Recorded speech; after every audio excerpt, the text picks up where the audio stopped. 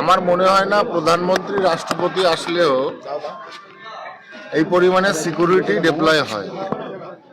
এখন বাংলার শাহজাদা আসছেন ঠাকুর বাড়িতে পুজো দিতে, তো শাহজাদার জন্য যদি মানে এইভাবে সাজিয়ে যদি পুলিশ না রাখা হয় তাহলে কার কোথায় পোস্টিং হয়ে যাবে ওরা নিজেরাও জানে না।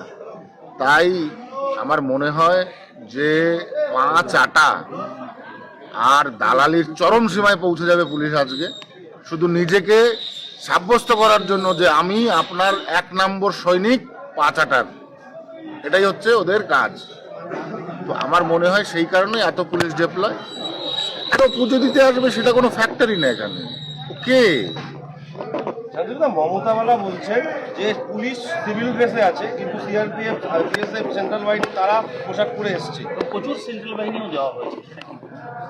এখন শান্তনু ঠাকুরের বাড়ির সামনে এসে হামলা করা, শান্তনু ঠাকুর বাড়ির সামনে এসে বিক্ষোভ করা, হুলিগান নিয়ে এসে, ঠিক আছে, ফায়ার আর্মস নিয়ে এসে, সেগুলো তো আর সিআইএসএফরা সহ্য করবে না, বিএসএফরা সহ্য করবে না। এরকম নাটক বহু হয়েছে আগে, ঠিক আছে।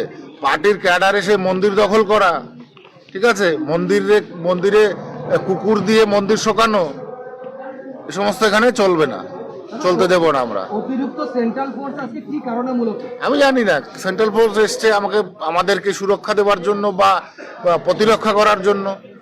আপনারা কি কোনো আবেদন করেছিলেন? আমরা আবেদন করতে হয় নাকি? আমার কাছে তো এমনি সিএসএফ আছে। আপনাদের কি কর্মসূচি রয়েছে, সেই কর্মসূচি কখন শুরু হবে? আমাদের কর্মসূচি শুরু হয়ে গেছে।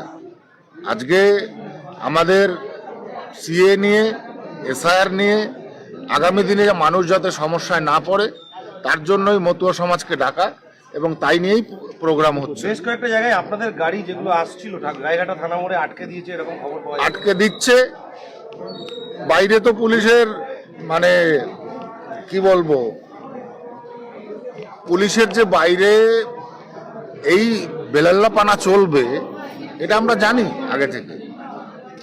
তো সেখানে পুলিশ কখনোই তার কসুর ছাড়বে না অভিষেককে প্রোটেকশন দিতে।